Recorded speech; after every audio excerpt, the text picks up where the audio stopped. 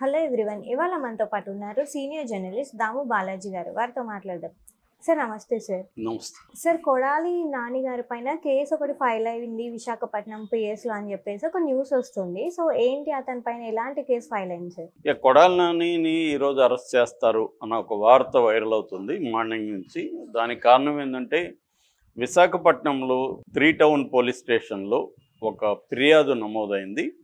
AU college, Andhra university law కాలేజీకి సంబంధించిన ఒక అమ్మాయి స్టూడెంట్ అంజనా ప్రియ అమ్మాయి పేరు. ఆమె కంప్లైంట్ ఇచ్చింది. కంప్లైంట్లో ఏముందంటే గత ప్రభుత్వం అధికారంలో ఉన్నప్పుడు 3-4 ఏళ్లుగా కొడాలి నాని చేసిన కామెంట్స్ తెలుగుదేశం నాయకుల మీద కానీ పవన్ కళ్యాణ్ మీద కానీ స్త్రీల మీద కానీ చేసిన కామెంట్స్ నేను వినలేకపోయాను, అంత ఘోరంగా ఉన్నాయి, అతని మీద చర్య తీసుకోండి అనేది కామెంట్స్ సారాంశం. సో దీన్ని బేస్ చేసుకొని సిఐ రమణయ్య, ఆ స్టేషన్లో సిఐ రమణయ్య కొడాలి నాని మీద కేసు నమోదు చేశారు. ఇప్పుడు కొడాలి నాని ఈరోజు అరెస్ట్ చేస్తారు అని అంటున్నారు.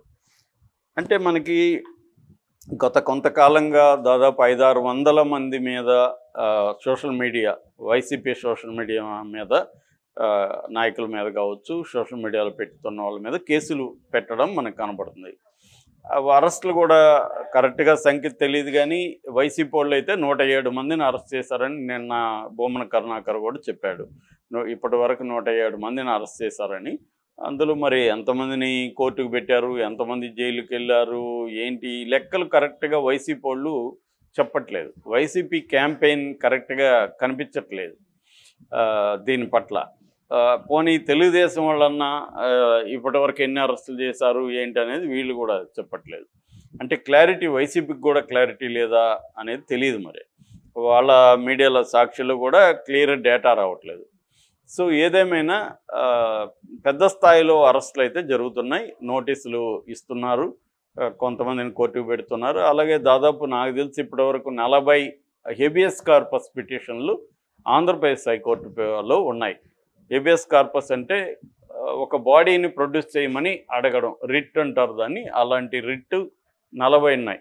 ఆ జడ్జి గారు కూడా ఆ మధ్య ఆశ్చర్యాన్ని వ్యక్తం చేశాడు. ఇన్ని హెబియస్ కార్పస్లు ఎప్పుడు ఒక్కసారిగా రావడం నేను చూడలేదు, ఏం జరుగుతుంది అని ఆయన కూడా ఆశ్చర్యాన్ని ఎక్స్ప్రెస్ చేశారు. అంటే హెబియస్ కార్పస్ ఎందుకు వేస్తారంటే అబ్బాయిల్ని లేదా అమ్మాయిల్ని తీసుకెళ్ళి కోర్టుకు పెట్టకుండా ఎక్కడో ప్రైవేట్ గెస్ట్ హౌస్లో పెట్టి వాళ్ళని టార్చర్ పెట్టడం ఇలాంటివి చేస్తున్నారు అనే ఆరోపణలు ఉన్నాయి. అందువల్ల పోలీసులేమో మా దగ్గర లేదంటారు, కానీ మరి ఇంటికి రారు, ఏమయ్యారు అనేది ఉన్నప్పుడు, అటువంటి సిచ్యువేషన్ ఉన్నప్పుడు కోర్టుకి వెళ్తారు వాళ్ళు. కోర్టు ఏం చేస్తుందంటే ఆ సంబంధిత పోలీస్ స్టేషన్ ఇన్ఛార్జ్ ఎవరైతే ఉంటారో, పోలీస్ స్టేషన్ సిఏ కావచ్చు, ఎస్ఐ కావచ్చు, వాళ్ళకి ఆర్డర్ చేస్తుంది, ఫలానా వ్యక్తి నాకు ఫలాని టైం లోపల ప్రొడ్యూస్ చెయ్యని. సో వీళ్ళు మరి మేము వెతికాము దొరకలేదని కూడా చెప్పచ్చు. ఏదేమైనా కోర్టు ప్రెజర్ కొంత పడుతుంది కాబట్టి కొద్దిగా వాళ్ళు భయంతో ఉండే అవకాశం ఉంది. ఏదేమైనా అక్కడ పోలీసుల మీద తీవ్ర ఒత్తిడి మనకు ఆంధ్రప్రదేశ్లో కనబడుతుంది. ఎందుకంటే పవన్ కళ్యాణ్ ఎప్పుడైతే పోలీసుల్ని, హోమ్ మినిస్టర్ని సీరియస్గా తిట్టాడు, వైసీపీ వాళ్ళు ఏమి చేస్తున్నా ఎందుకు అరెస్టులు చేయట్లేదు అనేది ఒక తీవ్రమైన వార్నింగ్ ఇచ్చాడు పవన్ కళ్యాణ్. అది అనిత, హోమ్ మినిస్టర్ అనితని తిట్టాడంటే చంద్రబాబుని వార్నింగ్ ఇచ్చానంటే లెక్క. దాంతో చంద్రబాబు రంగంలోకి దిగాడు, డీజీపీతో మాట్లాడాడు, డీజీపీ పవన్ కళ్యాణ్తో కలిశాడు, అనిత వెళ్ళి పవన్ కళ్యాణ్తో కలిసింది. సో అప్పటి నుంచి ఈ యాక్షన్లోకి దిగారు పోలీసులు.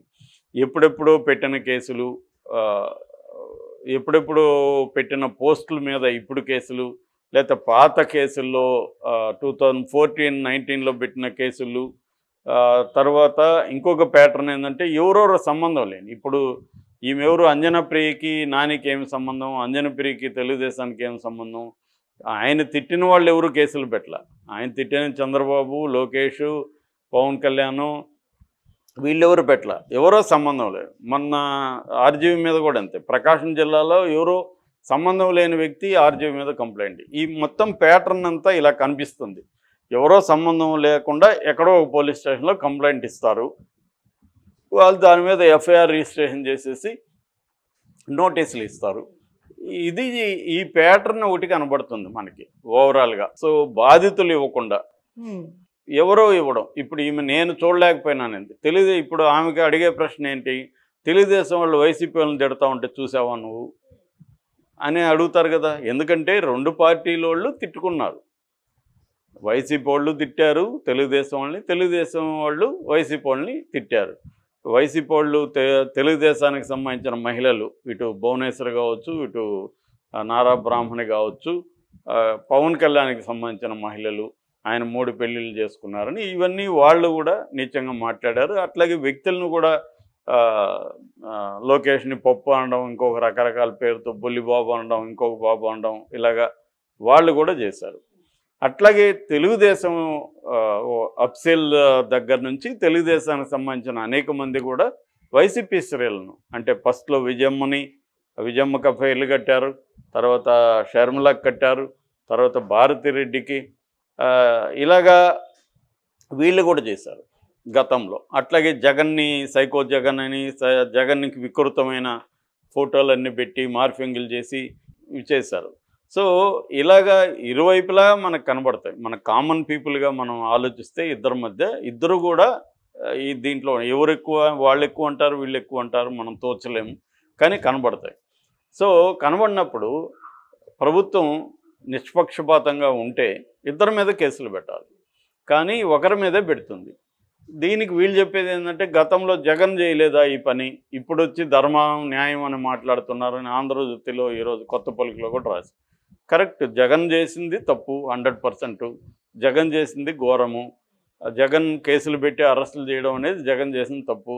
ఇవాళ జగన్కి మాట్లాడే హక్కు ఉందా? ఖచ్చితంగా మాట్లాడే హక్కు లేదు జగన్కి. ఎందుకంటే తను చేసినప్పుడు తన మీద వేరేవాడు చేయడా?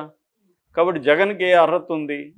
అలా ప్రశ్నించే అర్హత, డెమోక్రసీ, న్యాయము, అన్యాయం అనే ఆక్రోశించే అర్హత జగన్కి లేదు. ఒకవేళ జగన్ మాట్లాడాల్సి వస్తే ఎలా మాట్లాడాలి? మేము కూడా ఇలాగ తప్పు చేసాము, గతంలో మేము కూడా ఇలాగ కేసులు పెట్టాము, సో కరెక్ట్ కాదు, ఇప్పుడు మీరు అలాగే పెడుతున్నారు, నేను చేసింది తప్పే, ఇప్పుడు మీరు చేసేది కూడా తప్పే అని చెప్పితే ప్రజలు కొంత ఆలోచిస్తారు. కానీ నేను చేసింది అంతా కరెక్టు, నువ్వు చేసింది మాత్రమే తప్పు, ఇది ప్రజాస్వామ్యానికి విఘాతం అంటే ఎవడూ నమ్మడు. సో అది జగన్ వైపు ఉన్న, జగన్ కావచ్చు వాళ్ళ బ్యాచ్ అందరూ మాట్లాడుతుంటే అది కాదు. కానీ ఒక కామన్ పీపుల్గా జనం అడిగేదేమో, నేను మొన్న కూడా మా ఏరియాకి గ్రామాలకు వెళ్తే అక్కడ పీపుల్ అడుగుతున్నది ఏంటంటే, మీ రివెంజ్, మీరు వాళ్ళు వచ్చినప్పుడు మీ మీద కేసులు పెట్టుకుంటారు, మీరు వచ్చినప్పుడు వాళ్ళ మీద కేసులు పెట్టుకుంటారు, మరి మా సంగతి ఏంటారు బాబు, మాకేమి మీరు చేస్తున్నారు, మేము కదా మిమ్మల్ని ఎంచుకుంది, ఈ రివెంజ్ ఆపరా మీరు అని అడుగుతున్నారు. అయితే తెలుగుదేశం నుంచి కూడా ఈ ప్రెజర్ తెలుగుదేశానికి వస్తుంది బలంగా. నిజానికి పవన్ కళ్యాణ్కి కూడా వస్తుంది. పవన్ కళ్యాణ్ జనసైనికులేమి తక్కువ వాళ్ళు కాదు, వాళ్ళు కూడా విపరీతంగా పోస్టులు పెట్టడం, వాళ్ళు ఇంకా కొట్టడానికి రావడం. ఇక్కడ ఆయన పోసాని కృష్ణమురళిని చూసాం కదా. సో ఈ స్థాయిలో ఉన్నాయి. ఇప్పుడు ఎవరి మీద ఏం పెట్టినా ఆ సమూహాలు వచ్చి దాడులు చేసే పరిస్థితి ఇవాళ సమాజంలో పెరిగిపోయింది. అంటే ఇంటాలరెన్స్ అంటాం. ఇంటాలరెన్స్ అంటే సహించే గుణం అందరిలో పోయింది. ఎవరిని ఒక మాట అన్నా, ఒక విభేదంగా మాట్లాడినా, నువ్వు పలానా వ్యక్తి, నువ్వు డబ్బులు తీసుకుంటున్నావు, నువ్వు పేటీఎం, జీటీఎం, రకరకాలుగా వాళ్ళకి ముద్రలేసి చేయడం అనేది మనకి కనిపిస్తుంది. అంటే విమర్శను కూడా తట్టుకోలేని పరిస్థితి కనిపిస్తుంది.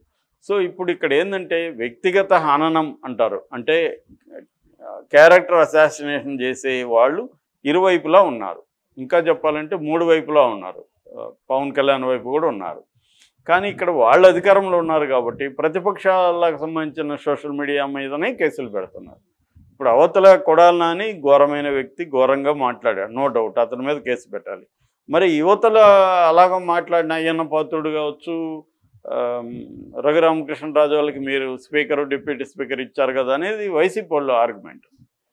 సో అందులో కూడా లాజిక్ కనిపిస్తుంది. యువతలు మాట్లాడిన వాళ్ళకి అందరికీ పదవులు ఇచ్చారు మీరు, అవతల మాట్లాడిన వాళ్ళకేమో జైలు ఇచ్చారు. ఇది ఎలా న్యాయం అనేది సామాన్య ప్రజలకు వస్తున్న డౌట్. అందుకని ఇప్పుడు చంద్రబాబు గారు, లోకేష్ గారు ఏం చెప్తున్నారు, మా వాళ్ళు పెడితే కూడా మేము కేసులు పెడతాం అని అంటున్నారు. ఆ మధ్య రవీంద్ర రెడ్డి పేరుతో వేరే వాళ్ళు పెట్టారని తెలుగుదేశం అతన్ని కూడా అరెస్ట్ చేసినట్టు చెప్తున్నారు. అదైతే మంచి పరిణామం. చంద్రబాబు, లోకేష్ కానీ తమ వైపు నుంచి కూడా ఇలాంటి పోస్టులు పెట్టకుండా ఉండడం, ఎంకరేజ్ చేయకుండా ఉండడం, అలాగే ఎవరైనా చేస్తే వాళ్ళ మీద కేసులు పెట్టడం అనేది కానీ చేస్తే తెలుగుదేశం వాళ్ళకి మంచి పేరు వస్తుంది, కూటమికి మంచి పేరు వస్తుంది. అది కాకుండా కేవలం జగన్కి సంబంధించిన వాళ్ళని మాత్రమే చేస్తే కూటమికి చెడ్డ పేరు వస్తుంది. జగన్కి ఎలాగ చెడ్డ పేరు వచ్చిందో కూటమికి కూడా అలాగే చెడ్డ పేరు వస్తుంది. ఎందుకంటే ప్రజలు ఏం ఆలోచిస్తారు, దీనివల్ల ప్రజలకి ఏమైనా ఉపయోగమా?